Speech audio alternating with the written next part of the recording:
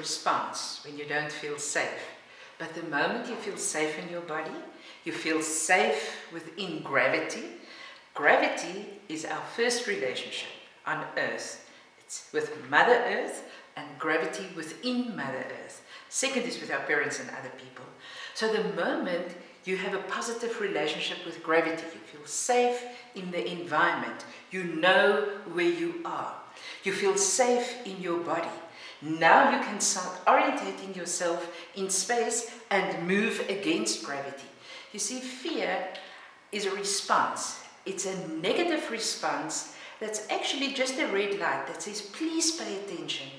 This child is not feeling safe, either in terms of gravity, or in terms of their own body, or all three, gravity, their body, and therefore within the environment. So the moment a baby or a child, doesn't experience gravitational security, they don't like to move. They prefer all kinds of passive activities. They would rather sit and play with blocks than move and crawl, and therefore sometimes their milestones are delayed.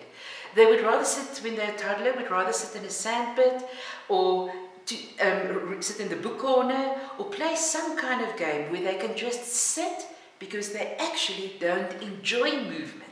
And then you watch other children and they run and bounce and jump down and do all kinds of crazy things because they've got a healthy relationship with gravity, because the vestibular system and the receptors that enable them to interact with gravity, they are all very well developed, and that is what enables them to feel courageous enough to move within the environment.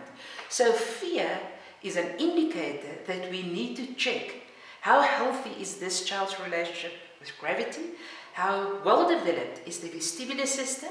There's a gap in between, because between gravity and the vestibular system, there are receptors. Some call them proprioceptors, some call them mechanoreceptors. There are all kinds of different names for them, because people see them, scientists see them from different angles. But there are receptors that enable gravity and the vestibular system to talk to each other. So a child feels safe and secure because they know where is down. Because when you know where down is, you can orientate yourself in space. So you see it in behavior in terms of an avoidance of anything that's movement oriented, and you'll even see that in a baby when some babies aren't soothed. When you want to rock them, they would rather lie down than be picked up and comforted.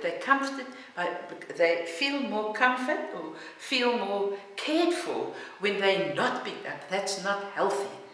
That is going to undermine the development of the vestibular system.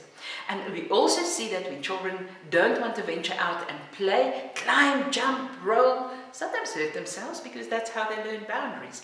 And you also see that in terms of a child clinging to a mom, a dummy, a blankie, a body, a teddy, but they're always clinging to something. It's because they lack the security. And then lastly, there's the thing with darkness. You see, instead of using the vestibular system, they use their eyes to orientate themselves in space. And when they can't see, they've lost their sense of orientation. They've lost their GPS. They don't know where they are. You often find those children want to sleep with the light on. It's okay for a short period of time, but it's not healthy because the brain can't rest as well as it should at night. It needs darkness.